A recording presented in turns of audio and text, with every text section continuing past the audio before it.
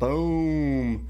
What's up? What's up? We are live. I think it's going to take a moment. I could see our viewers, Charles, we had a video streaming right before this, or premiering on YouTube, which means it was pre-recorded, but you can launch it as a premiere so people can comment alongside. But I was watching the viewers on that go up right as 9 o'clock was rolling around. So I knew they were there to come hang out with us. So hopefully now the video is transitioning. Hopefully they can find that it's actually going to switch over videos. They're going to have to click over to find us live. So hopefully our guys will find us. But we're live. My name's Nate Albaugh. I'm a high school football coach in Illinois. We're live. And this is Charles Watkins, Sir Charles, Mr. Defensive Coordinator at Concordia University, Chicago. Coming up on year 2, right, Charles? Year two. Year 2 as a DC. Already we got Ben Campos in the house out of Carbondale. Welcome. And Martin Quiroga and out of Chicago. Welcome, fellas. So good to have you guys again. I knew you two would be some of our first ones in the house tonight. So happy to have you. We got a special guest tonight. Coach, is it Butler, right? Who's Butler? Out of Trinity University, Trinity International University. It looks like your screen is freezing a little bit, Charles. I wonder if your internet connection might be a little suspect tonight. But you're coming and going. Yeah, we can hear. The thing is, we can hear your. I haven't heard your audio freeze yet. Just your video will freeze from time to time, but that's okay. We can do with a little video freeze. The audio freeze is the bigger deal. Well, so we got Coach Butler in the house. How do you know Coach Butler? While you tell us about Coach Butler, I'm gonna go tweet this out that we're live. Tweet it out so I can retweet it so we get that going, get some followers on here. Yeah. So me and Coach Butler, we go way back. Probably about 3-4 years ago, we met at a Notre Dame camp.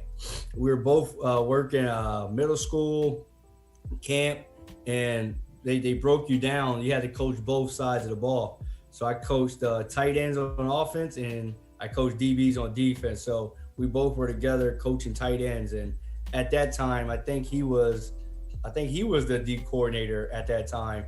I think he's going to year number 2 as the head coach at Trinity International. And that's the same school that our previous guest that's in, was it Washington, I believe? In Washington, when he went to college there. The one that left California to take the high school job in Washington. Okay.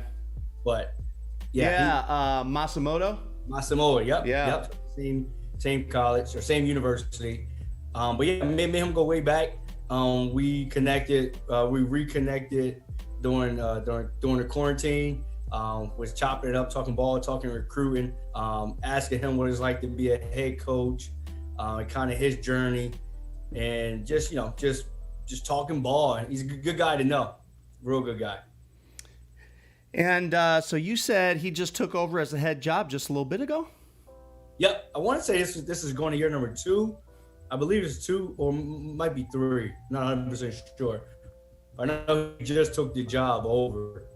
I think they let the last guy go, and he did a tremendous job being on staff and probably did a good job interviewing as well. So I didn't ask him about the interview process. That's something we could probably talk to him about. How was being a head coach at a school that you were assistant coach at? How was that transition? Yeah, well, I mean, usually those things go over pretty well. The only tough transition part of it is guys that stay on staff, right? That were a part of the old, now a part of the new. That can be sticky. I know you've been around a little bit of that. It's hard to go from one staff to another. But anyway, guys, welcome to Under the Lights. We got just a couple guys in the house. When you get here, please check in over in the chat. Let us know where you're watching from. If you're one of the guys that are here regularly, well, we usually know where you're from. And if you haven't checked in before, let us know where you coach. We are excited to have you guys. And usually we usually have a guest. We talk ball with our guests. We talk coaching and life with our guests.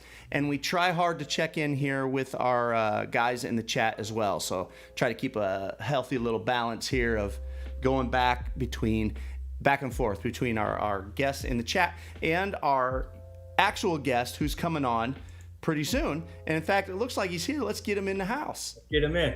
Before we ask him though, we got to talk LSU, Mississippi State. Oh, hey. You're going to like this. You're going to like this. Let's get Coach Lamont Butler in here. Looks like he's connecting his audio. All right, I tweeted it. Go retweet. Have you seen our tweet? For your personal account? I retweeted it from personal both. account? Oh, it looks like you retweeted too. Campos Quiroga, retweet this for us too if we can. Let's get some more guys in here hanging out with us tonight. It's Monday night. We are here on Under the Lights. We'll stay live for about an hour and call it a night. Looks like Coach Butler's having a little bit of trouble hooking up. Okay, Mississippi State and LSU. Coach Butler, how are you? Well, Looks like you're mid-snack, huh? yep. Welcome, man. Welcome. My name's Nate, and I know you know Charles. That's the GOAT. Man, That's the GOAT right there. super glad to have you, man. We are just getting ready to open a little can of worms that we opened last week, or get back Yeah. into a can of worms. I was telling him he was crazy because he was saying LSU was a 500 team this year. That's what Charles was saying. They're a 500 team, and I was like, you are crazy. So anyway, this weekend, Charles, Saturday morning, rolls around, and I'm like, I'm gonna bet $10 on some football today. So I open it up and I see Mississippi State LSU, and I think of you, and I'm like, Charles said LSU is average this year. I'm betting Mississippi State. So I believed you, and I won some money off of it. You're welcome. So I gave you grief, but then by the time I had to put my money where my mouth was, I decided to trust you. I was like, Charles actually knows a little bit about that college ball. Maybe I'm going to listen. Lucas Freeman in the house. What's up, man? First official day of practice for the guys in Minnesota. How exciting. Oh, wow. Coach Quiroga gave us that retweet to publicize that we're up here live. Appreciate that, Coach Q. Man, Coach Freeman, I'm excited for you. Very jealous, but excited for you. I can't imagine what it's like. Do you have the normal amount of time to get ready? Well, Coach Butler, in case you're not familiar, what we do is we try to talk life, and then we usually land on coaching as we move forward. You'll see me bounce back and forth between our conversation and the conversation with our guys in the chat. What's up, Coach Eddings? Coach Eddings out of California in the house. Welcome, Coach. Good to have you. Anybody else that's just getting here, man, please check in. Let us know where you're watching from. We got a great crew tonight, and our special guest, Lamont Butler, who is the head coach at Trinity International University. So we just go back and forth, and we usually kind of save the getting to know you questions till more towards the end, right? Okay. Once guys know you a little bit. I've always said, I don't feel like people care about you until they know you. Yeah. Then they care about you, you're just like, you don't want to know where someone's from till you know that person. Right, And then they're yeah. like, where are you from, right? So that's kind of the approach we take. So as we get towards the end, we'll kind of get to know you a little bit. But head coach, how long have you been the head coach at Trinity? Going into my third year. So 2018 was my first season as a head coach here. And that's in northern suburbs of Chicagoland, right? Right, Deerfield. So we're about 40 minutes from the city. Now, are you guys D3? NAIA. Oh, NAIA. I was going to say, because, I went to Wheaton College. Okay, yep. And I was thinking, I don't think we ever played Trinity. No, we're further west. But now that makes sense. Or further east. You guys are more west. Yeah. There's obviously a lot of schools up there in the Chicago burbs. What is the difference? What is it between a team? And we got a new coach in the house, Bruce Landstrom. Welcome, man, from Glenwood, Iowa. Welcome, Coach Landstrom. Super happy to have you. Anyone else in the chat here, let us know where you're watching from. Feel free to carry on conversation over on the side, or leave questions for Lamont or for Charles or for myself, whatever. But we try hard to go back and forth.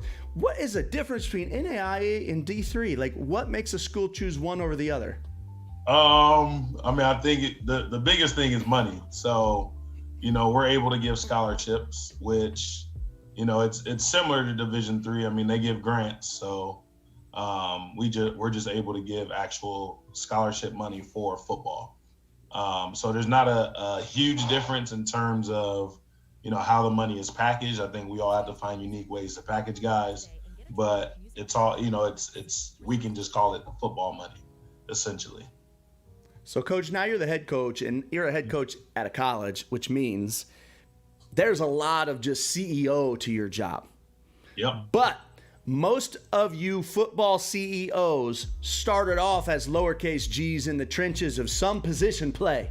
What is when it comes down to you, like at your roots as a coach, where did it start? And what would you say is, okay, my forte is blank? So I would say linebacker is my forte. I played linebacker all throughout high school and college. Started D-line. D-line is, I've grown in D-line a lot. So D-line would be my, my runner-up, but for sure linebacker, just because I played it throughout high school, throughout college, and that was one thing that I coached up until I got here in 2012. So. Well, so we just had over in the chat, Coach Johnson's in the house. Welcome. Quiroga says Coach Watkins, TIU used to run that mean option game. Don't know if they still do. You guys still option? No, we're not. Okay, they lost the option. I remember.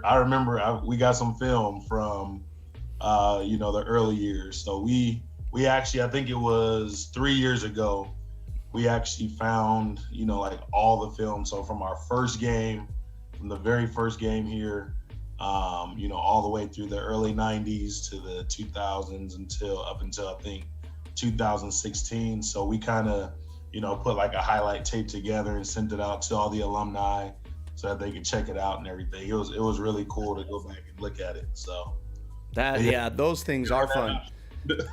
We also had Coach Johnson in the house, and Coach Johnson's out of Indiana, Evansville, Indiana.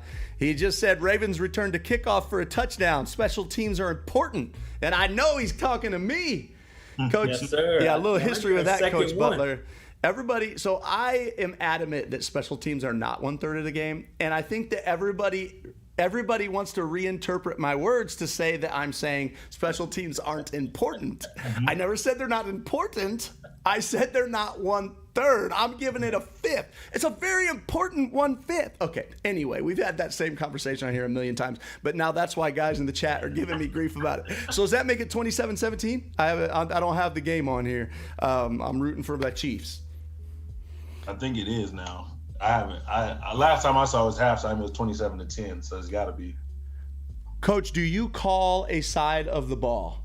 Yep, I call the defense now. So I've been through it was a little bit of a transition for me.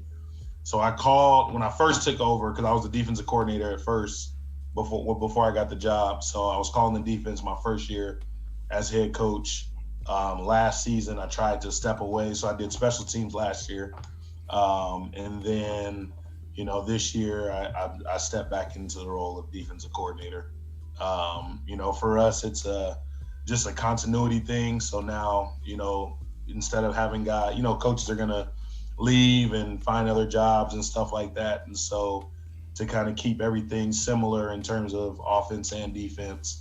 I felt it was good for me to just step back into that role so that we can have, something year in and year out that our guys know, and, they can kind of continue to get better at it instead of having to learn a new system every single year. Well, I actually want to talk about that. I'm going to hit Coach Butler with my next question, Coach Watkins, and I would love to turn it over to you. You got something right now? No, I was going. Go ahead, go. Okay. So we were just saying, I was talking to a young coach, and he was asking about, I want to move up. What do I do? I want to move up. And I told the kid, I mean, he was just a younger coach. I said, listen, start calling yourself a defensive guy. I don't care if you're adamant about the fact that I'm an offensive guy, I'm this guru. And if you want to become the head coach, or you want to be in charge, or you want to call an offense one day, be known as a defensive guy. Because the road to the top is faster through the defense. And here's why. Because most head coaches call offense, and defensive coordinators move more often. D coordinators move more often. Listen, if you're an OC, why are you going to go anywhere? Now listen, this is heavily high school influenced.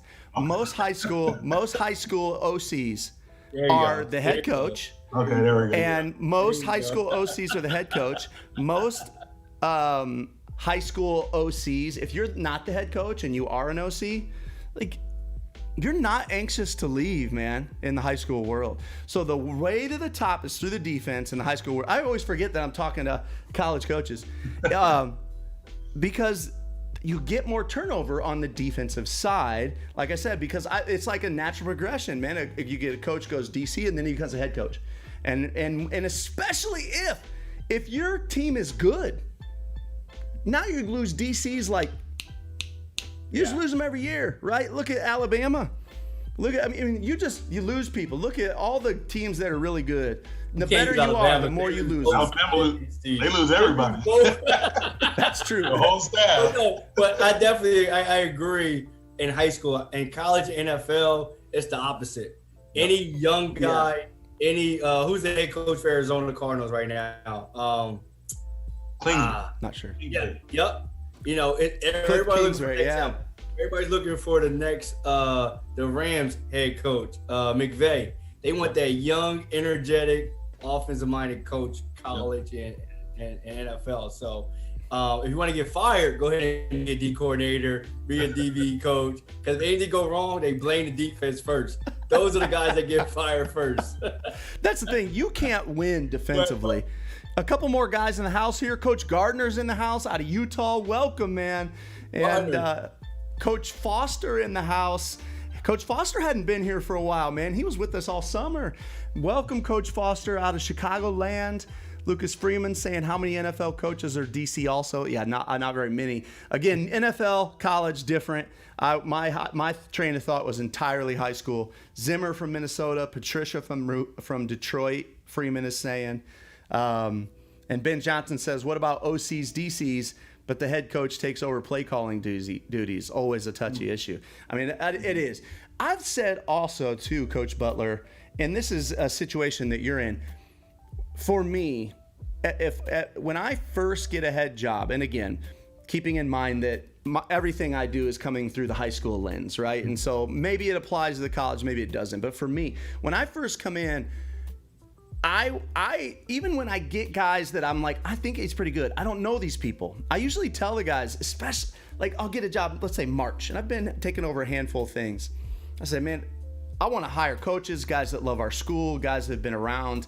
And I'm like, I can't name an OC and a DC right now. It is March, and I've coached with you guys 0 days. How could I possibly just name a title to any of you? Like, we're going to work together, and I think it's going to work itself out, right? And then I'll have a conversation with the guys, and usually by the end of the summer, it's pretty clear. It's pretty clear, right?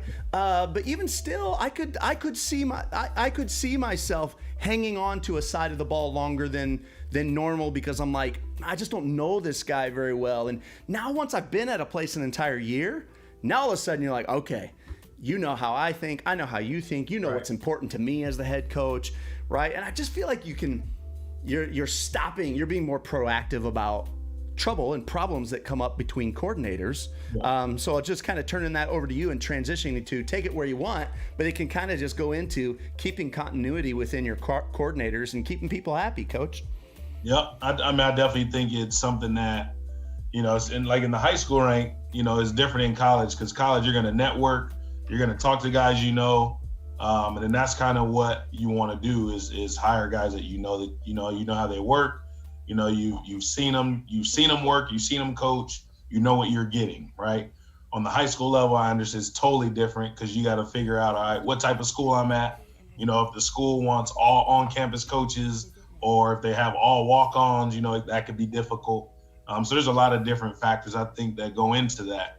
And I think, figuring out what guys are good at and what they're not good at, I think that's a good way to go about, finding out if they're the right fit to be able to call your offense or your defense. And the biggest thing I look for in a guy in terms of that is just, are they willing to learn, right? Because the biggest thing is guys will get married to a certain scheme or a certain, certain whatever they want to run, certain system, whatever it is. But, they're not willing to bend or be flexible, right? And especially in high school, you definitely got to be flexible, just because you're not getting, you're not able to recruit kids, and you're getting, you might get a kid who never played football before, or you might get a kid who's played football for 100 years before he's got to your program. And so the different types of kids that you get, you got to be flexible. Even at the college level, we got to figure out if those recruits will actually fit what we do. And then let's say you do bring a kid in, and so we've had it where you recruit a lineman, and he's 6 feet 230, and you're like, all right, moving well, and then he shows up to camp and he's 290, 300 pounds, and you're like, all right, what the heck are we doing? And then you got to figure out, okay, how can we make this work or whatever. So I think it's definitely something that you got to look at when you're talking about, all right, what am I going to let our coaches coach? And if they're not able to learn and be flexible, then it's going to be tough to be a coordinator, because when you're coordinating, there's going to be so many things that you learn, especially if you're a first-time coordinator, that you pick up as you go along, especially if you haven't coordinated before.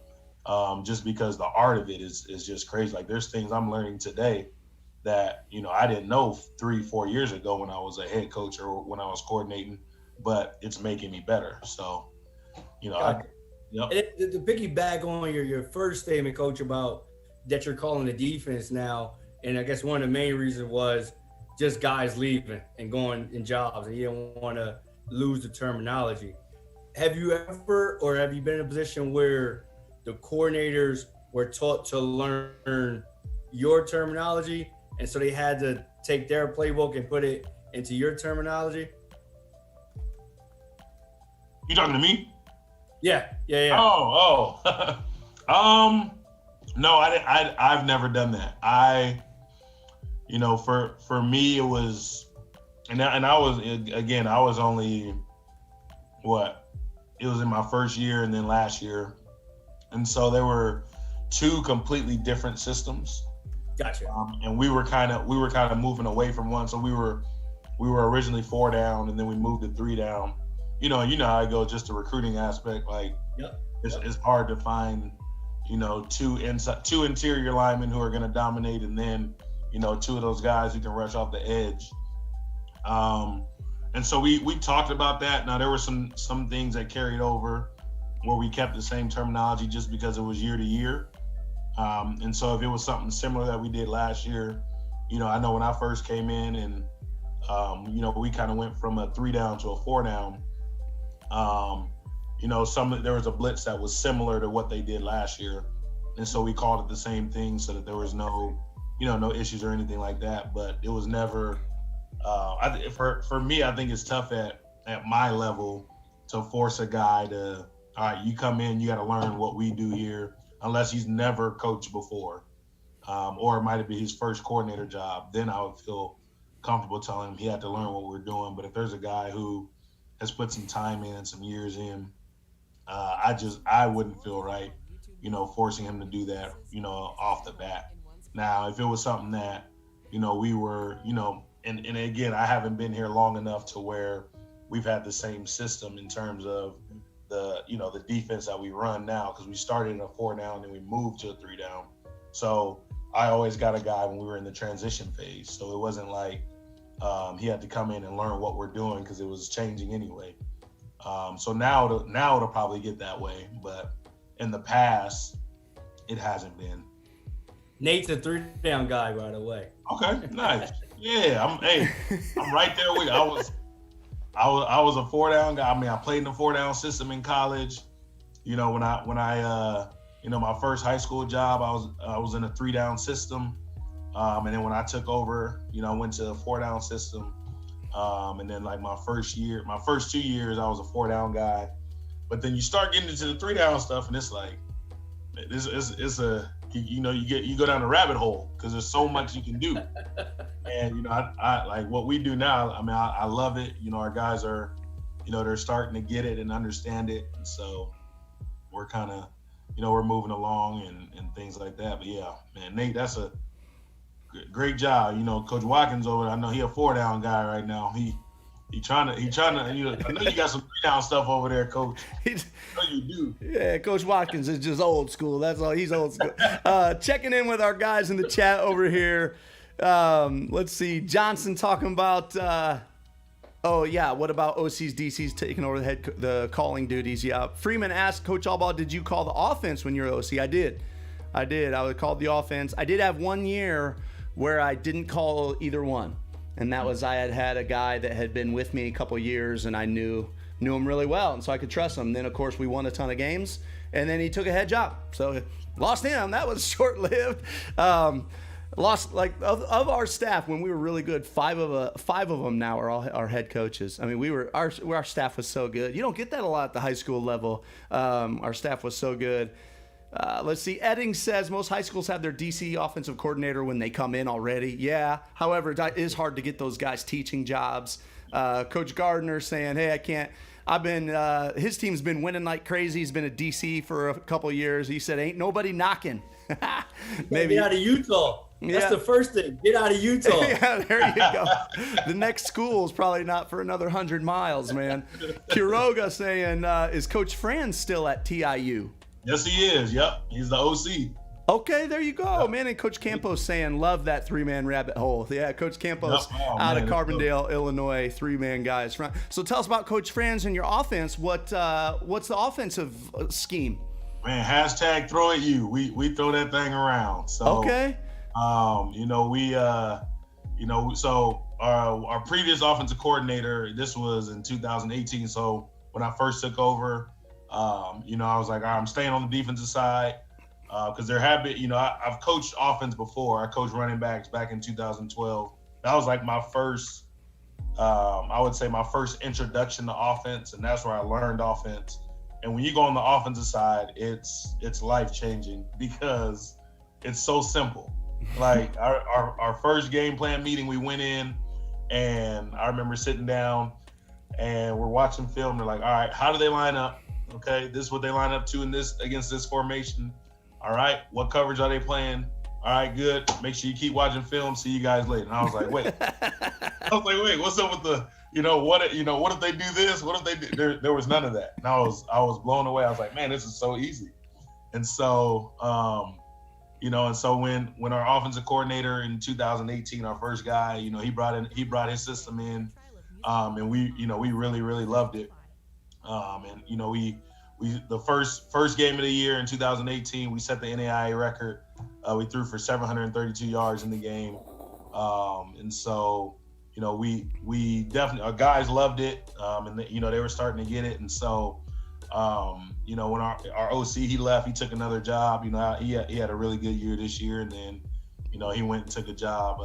He was at Fort Valley, and then now he's at Western New Mexico. The system, the guys loved it. And so I was like, all right, I don't want to change it. And so in 2019, when he left, I hired a defensive coordinator. I ended up coaching on the offensive side of the ball in 2019. I was coaching receivers. And then I gave Coach Franz the OC title. Coach Franz is high energy. He wakes up like he's had 10 shots of espresso every single day, and he's like that all the time. And so the offense, he did a good job. He's really organized. He's really meticulous, really particular about what he does, and it fits him really well. And so I think and right now he's taking the offense and he's running with it now. And if he doesn't know something, he's gonna go find out what it is. And we find unique ways to get all of our guys the ball and those types of things. So it's real fun to watch, and I'm excited to see what our guys do this year. Now, okay, over in the chat, Coach Gardner says that he had a kid go to Trinity back in the day. John DeBowie from Riverton, Illinois. Oh, DeBowie, yeah. You know him? Yeah. No kidding. So John, because I was a restricted earnings coach in 2012. So DeBowie, that was his freshman year. I remember he played football and baseball. Yeah. I left after the 2012 season. Me and my wife, we were, she was making all the money. She let me come out to coach for the year. She's like, nah, you got to come back.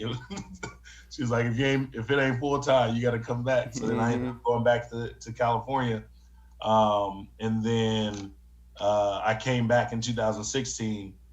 Du Bois was still here. It was his senior year. So that's crazy. Man, what are the odds that he throws out one name and you knew him, one name and you knew him? Yep, for sure. Hey, tell me this. So as in the college world, so as a head coach in the college world, you have, and you guys both have alluded to it, because you're networking and you're finding qualified coaches and coaches with experience, right? So let's say, for example, you lose your OC. Maybe it's 2 years from now, 3, whenever.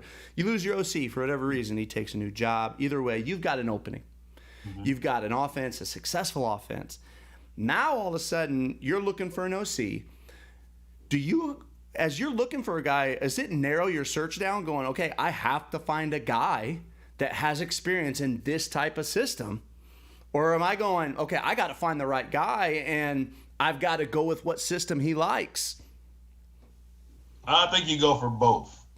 And I'll say it like this, and that's kind of politically correct saying I'll go for both. But I'll say it like this. He's a head coach.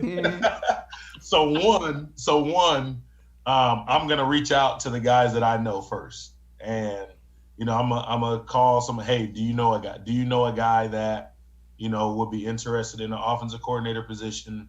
And do you know if he would be able to run this system?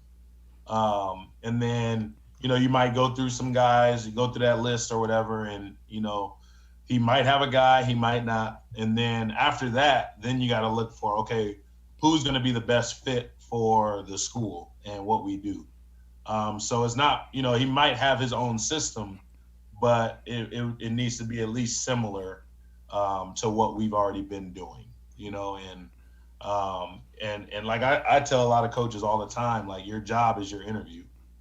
So even if you're on staff, like, you could be a guy that's on staff at the school, and I'll watch all of our guys and see what they're doing, and if they're making what they're doing in terms of recruiting and how they work and all those types of things. I'm watching everything. They don't know it, but I am, and they could possibly get an opportunity as well if they're ready. I know one of our guys, he's, he did one of those offense got all these certifications and stuff you can do. So I know he's done one of those. And so, he's a guy you're like, okay, well, let's look and see what and if you'd be able to do it. So I think you reach out to your network first. You kind of see if they know a guy who's been in that offense. And then, you kind of go from there, and then you want to find the best fit if you don't already have a guy that knows somebody that you already know, or who can work with what you got. So I think that's the biggest, so you don't put yourself in a situation where now you're trying to work with a guy that you have no clue about or you don't know anything about him. So I totally agree. I would go the other way though. I would start within first. I would see hopefully somebody on the staff that kind of know that offense that I will feel comfortable with promoting. I got that from David Cutcliffe. He always look at his staff. He always promote within, and I think that keeps the continuity. You don't got to worry about teaching different language. They know how you coach, know how you interact. Makes it easier. Then that second portion, I think it goes to me being a defensive guy. I want to have an offense that fit what we do defensively. At the same time, you got to be flexible too, right? But I want to kind of go. I don't want a team like the air raid. That really scares me. You go 3 and out. My defense is out there now. I don't know how much that's compatible with me. But if I got my guy in Oklahoma, I don't know why I'm forgetting everybody's name tonight. Right. Lincoln Riley. If I got Lincoln Riley as my OC, then we could go air raid. Then we could chuck it around. But that's a really good question, Nate. Yo, I think that's Watkins, you wanna hire me as your OC? Your defense might only have to have 2 series. That's what I need. Triple option, baby. I'm just saying, yeah.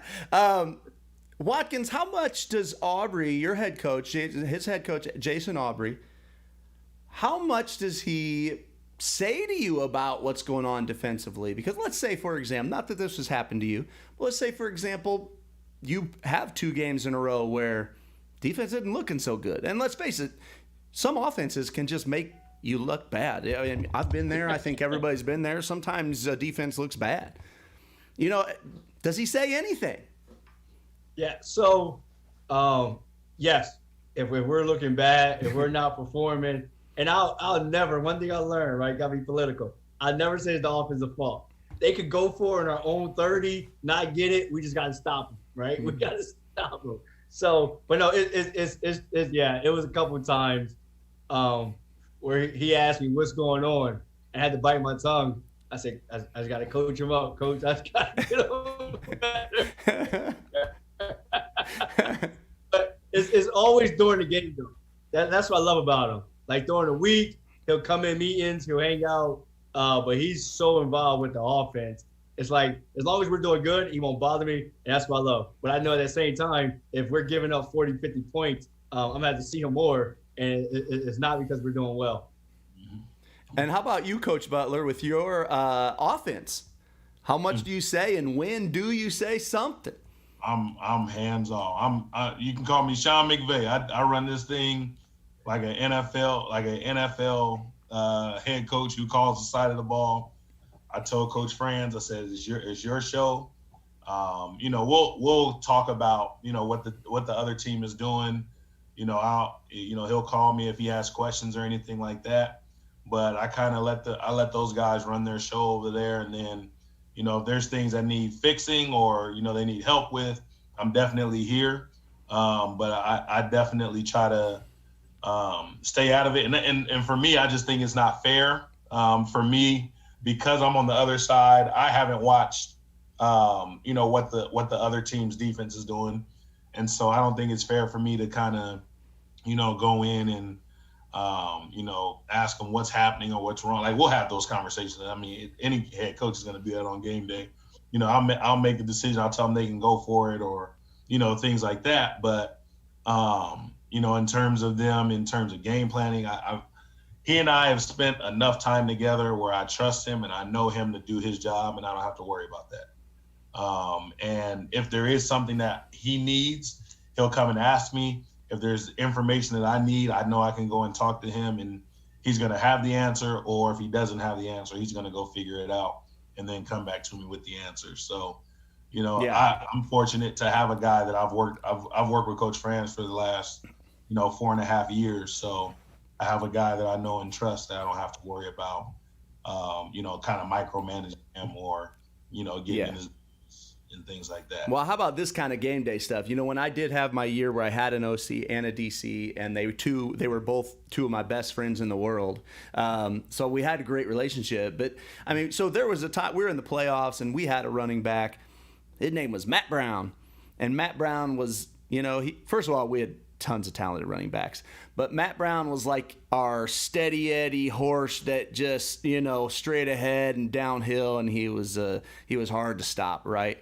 So we go through a drive where it's like we run one play, fumbled handoff. We run another play, he's bouncing and dancing around, right? And the game's on the line, and I finally click over and I say, "Can we give the ball to Matt Brown?"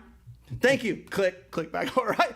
So like there was a little moment like that, and it's like, "Yeah, coach, we'll give the ball." All right. Boom. Let's give the ball to Matt Brown. So once in a while, I'd click over and say, "Hey."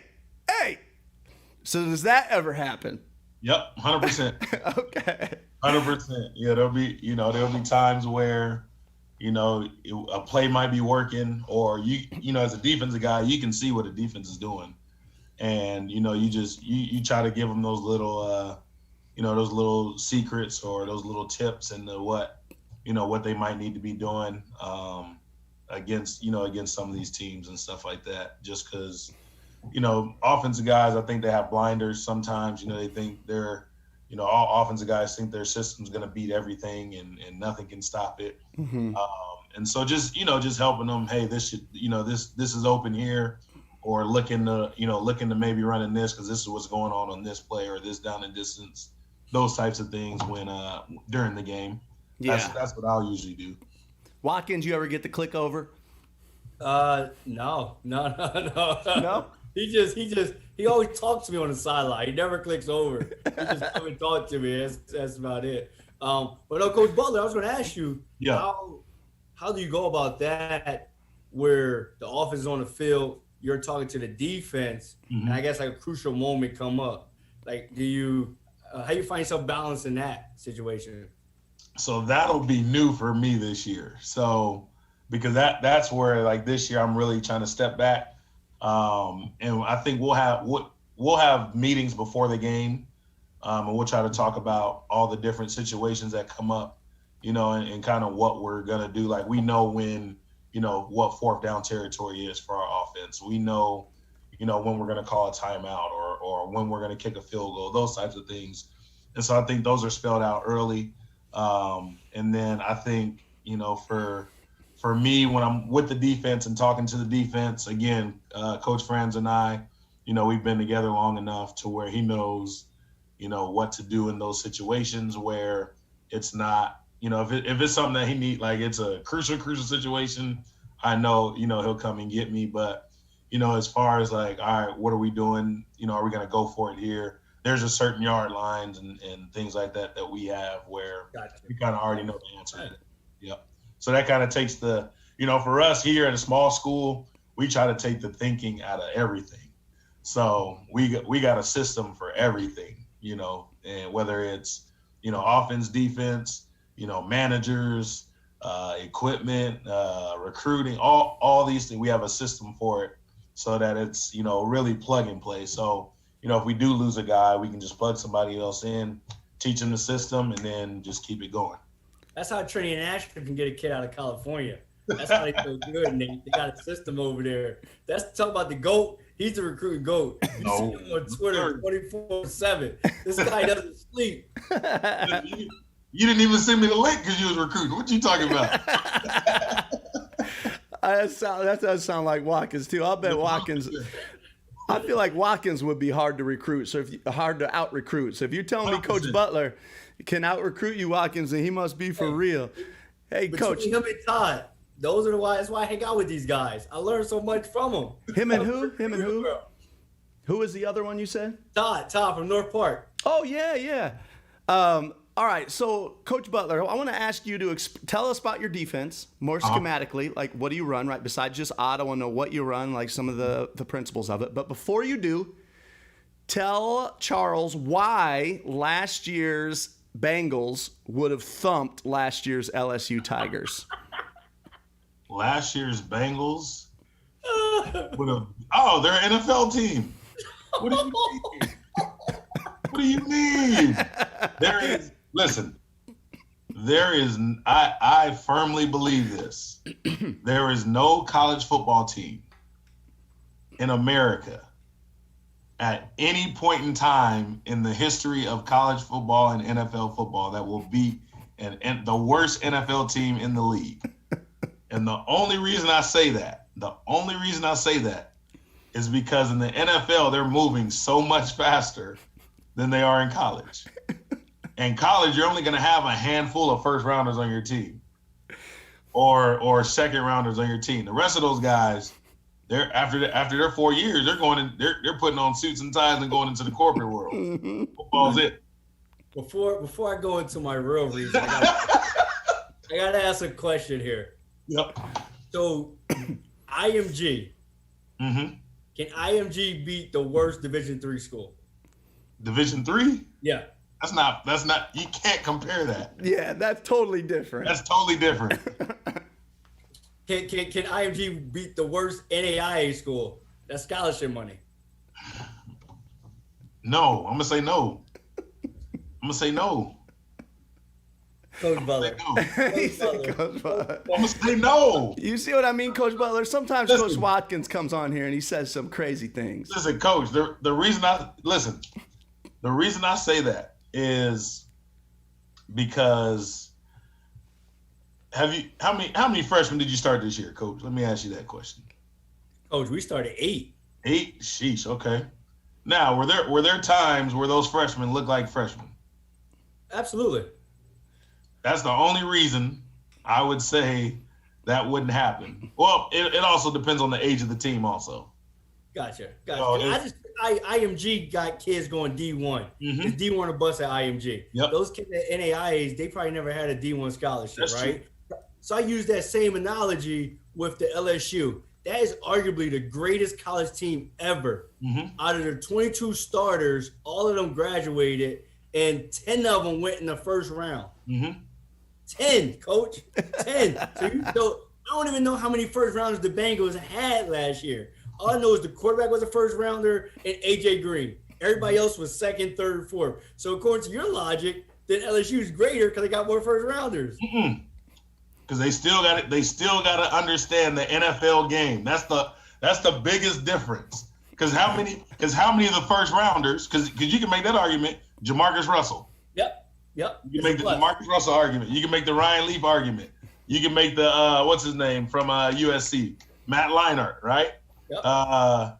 Who else? Lindell White, maybe. I don't know. You know, Lindell White. You know who else? There's a lot of first rounders that bust, right? Or a lot of guys, period, that get in the league and we think they're going to do something. That's true. And they don't do anything. So okay. Well, let's agree on the score.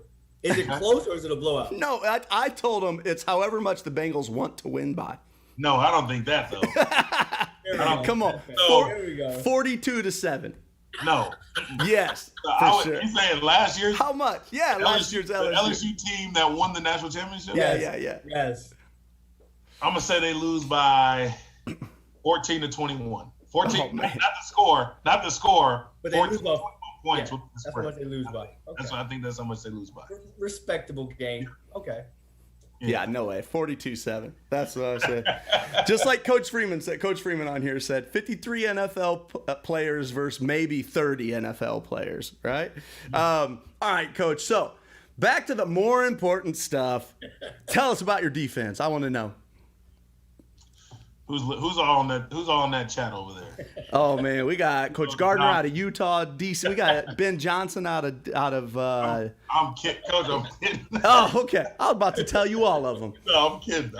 So we run a 3-4. We base out of a 3-4. You know, we're bringing a lot of pressure. So we bring pressure probably 80% of the time. And when I say pressure, I'm saying we're bringing 5 or more 80% of the time. You know, in the back end, we're you know, we'll be a single high for the most part, and then you know we'll mix our coverages up, and then we'll also play a little bit of nickel as well. You know, for me, you know, I kind of evolved from, you know, I was always a 4 down, and you know we're gonna, you know, bend but don't break, you know, play, you know, have the mixtures of your zones and things like that. You know, I just got tired of it, man. Offense cheats. You know, they got the RPOs where O lineman can go 50 yards downfield. Ref's not going to throw a flag. And, you know, and then, all right, well, what are we going to do? Well, we try to blitz and then we're, all right, screw it. We're just going to bring 6. You get, you know, I don't know if you ever got mad on the sideline, Coach Watkins. You're like, all right, screw it. I'm just going to go 0. I'm just going to bring everybody. And so you do that, but then you're leaving yourself susceptible in the back end. And so, you know, what we did, you know, we came up with a system and you know, went and talked to some good people. And, you know, you always want to reach out and kind of find out what different schools are doing and kind of take things from here, take things from there. And then you kind of put them together to try to make them your own. And, you know, so for us, we're going to bring about 5 or 6, you know, 80% of the time we'll play some zone behind it. And then we'll have some times where we man up, and then, you know, if you bring a lot of pressure, then you gotta, you know, kind of show that, you know, show that pressure, and then hopefully get after the quarterback.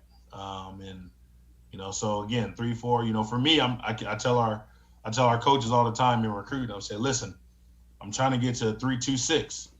I said, that's what I'm trying to get to. Get all the speed I can on the field. So get those bigger safeties. You know, move them to outside linebacker.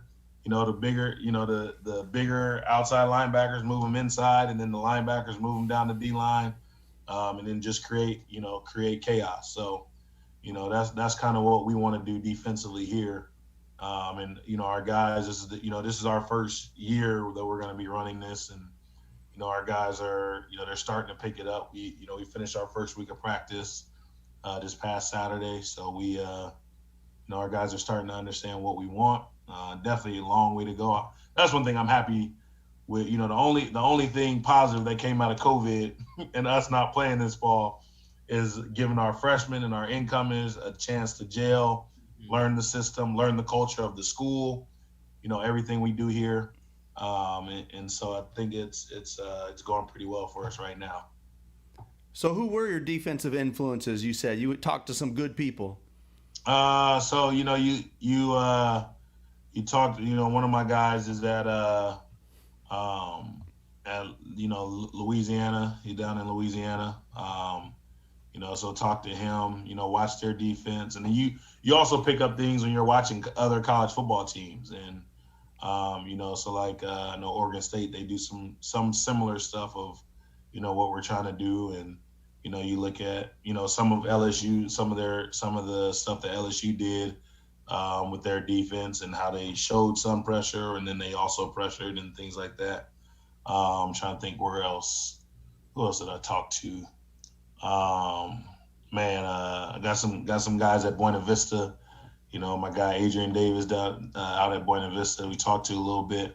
We're running kind of similar systems and things like that. So, definitely learned a lot. But you had a lot of time to learn over COVID. So that's how you get down that rabbit hole with all this time off. So, is your season moved to the spring? Yep.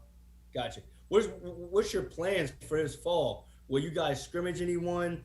Are you guys limited to a certain number of practices? What's kind of the rule for NAIA this fall? Listen, NAIA, we're the wild, wild west, baby. We kind of, I think it's up to each institution in terms of practices and things like that. We're kind of doing like a spring ball model, so we're not practicing every single day. We got 3 practice on, 3 practice off, or not 3 practice, 3 days off. We're essentially lifting and running and doing all those types of things on our off day, watching film and stuff. So it's similar to what we would do in spring ball. And then, for us, we're not playing any games in the fall. Not our head coach, our president, he informed us of that, back in July, that we weren't going to be participating in a fall season.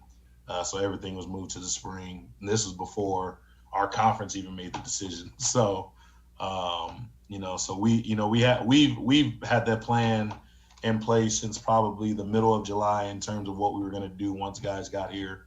The toughest part is just keeping those guys engaged for the first few weeks, because our guys didn't get here until, they got here, I think 5 days before school started. That's when, everybody reported they went through orientation and stuff like that. And then we didn't really do anything with them for the first few weeks. We just wanted them to get acclimated to school and not have to worry about football, especially with us not having a season right away. And then we started up meetings and lifting and all that a couple weeks later. And then now we're kind of in full spring ball mode right now. Well, we are closing in on the end of our show. Some of the guys in the chat were talking about, the rage blitz, as they said, right? Like, the heck with it. We're just going to send guys. And those guys were saying, yep, guilty. My F it blitz, they said. My 8-man blitz, Olympus Falls. So, yeah, they said they got their rage blitz themselves. Coach, tell us a little bit about you. Where are you from? I'm originally from San Diego, California. So really, yep. So I grew up in San Diego. Went to Horizon High School. I graduated from there. Went to Grossmont Junior College for 2 years, and then transferred up to Sacramento State. 2006. I was there 2006 to 2007. Last season was in 2007. After my last season, went back home. I wanted to coach college, always wanted to coach college football. Back then, this was about we're in 2020. Sheesh, 13 years ago now. You only had 2 GAs at a school. So it wasn't how it is now, 4 GAs, a million analysts, a million quality controls. It was only 2 guys. Ours were full. So I was like, all right, let me get some experience coaching. So went back down to San Diego. I coached at El Cajon Valley High School in the East County. Coached at Helix High School. Went back to my old high school. That was where I was a defensive coordinator. Came out here to Trinity in 2012. Coached the running backs for a year, and then I went back to my old high school, Horizon, and took over as the head coach in 2013. Was there from 2013 to 2015, so for 3 seasons. and then came back out here in 2016 as the defensive coordinator. And then in 2017, our head coach, he stepped down, and then I was promoted in January of 2018. So, man, good for you. And are you used to Chicagoland winters yet? yep. Mm-hmm. Piece of cake, right? Coming from San Diego. Yeah, I'm used to, I tell I enjoy the change in seasons. One, you get to see the seasons change. So that's kind of right. And then I tell everybody, they don't believe me, but I say anything under 32, it all feels the same. Unless unless the wind's blowing. Yeah. If the wind's blowing, that's a different story. But under 32, I mean, it's cold is cold. But once that wind blowing, it's, the wind is disrespectful. Yeah, and let's face it, once it gets below 32, we ain't really going outside for much anyway. I'm staying inside as much as I possibly can. Man, well, Coach, I had a blast getting to know you. Tell us a little bit, give everybody watching and anybody that this will be up for a while, man. Why TIU? What's special about the place? Why should a kid come there? Man, the people. It's all about the relationships we build with our guys. I tell all of our guys that. We're real, we're transparent, we're honest. We're not gonna sugarcoat anything. We're not gonna tell you something that that isn't true of us and what we do. It's all about the people. A lot of people in recruiting. Recruiting's a business. Obviously, we know that, but we try to be as real and as genuine as we can with our guys, and kind of help them throughout the process. And if you want to come to a place where the coaches and the people genuinely care about you, not just on the field but off the field, they want to help you grow, not only as a football player, but as a man, and in terms of helping them grow spiritually and learning more about Jesus and those types of things. Trinity would be the place to be, I would say. Man, that's great to hear from you. Watkins, did I leave anything out? Did I forget anything? No. Coach Butler, drop your just say your Twitter handle, so that way everybody in the chat, and then also we're gonna post this on YouTube, so that way everybody can give you a follow. I already know you got 1 million followers, so let's just add to it. No, look, and I've been on Zoom so much, I was about to type it in the chat. Oh man, so my Twitter is @Coach Butler TIU. So @Coach BUTLER TIU. So that's my Twitter handle. Absolutely, yeah. And Coach Butler's a great guy. You want to talk ball? He always got his phone with him.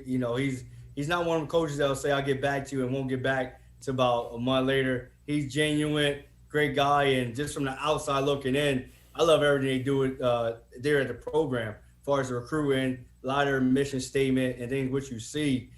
So I can agree with everything he said about the university and the coaches there. Appreciate that. Yeah. I learned everything from Coach Watkins. That's why.